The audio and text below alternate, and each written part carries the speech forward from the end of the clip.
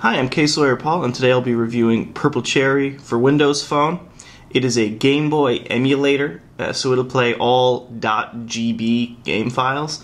I should say it probably won't play all of them, and it probably won't play all of them exactly as you might remember. As with all emulators, ROM files, proceed at your own risk, especially legally. Check your country's legal rights in regards to ROMs and emulators before proceeding, and of course it's generally up to your own comfort level when it comes to these things. Having said that, Purple Cherry is definitely a solid Game Boy emulator. I haven't really come across any play issues or control issues. Everything works pretty well. You import games either from the web or from SkyDrive.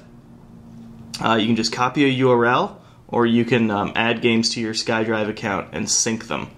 Once they're in, they'll show up in your choose and play list, and basically you just choose, hit play, and you're playing Tetris. That sort of thing.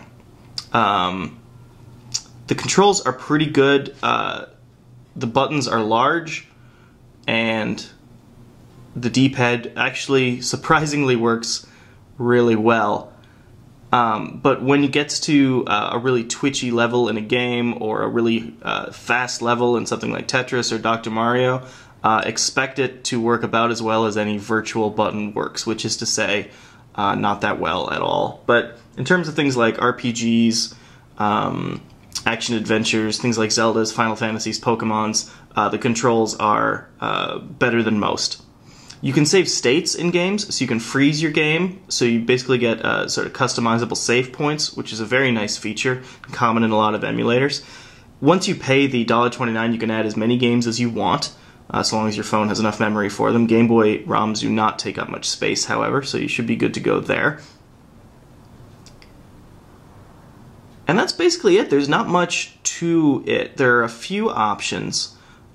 You can have it so it goes from portrait, landscape, or portrait and landscape, which is my favorite, so that when you're playing and you find that the controls like this aren't doing it for you, you can go over to landscape and get a bigger screen and slightly bigger buttons, though not really. It's the D-pad that grows more than the buttons do. You can also change the color of the game, so you can go from the pocket black and white to the original brown if you want to give it a more exact look. You notice that these change right on the fly, so now it looks exactly like the old Game Boy did. So for nostalgia trips, this is a pretty good one, I'd say. And like I said, it's $1.29 in the marketplace. There's a free trial where you can load one ROM at a time, and it'll give you a very good idea as to what the app does and if it's the app for you. But I definitely recommend it. Thanks for watching.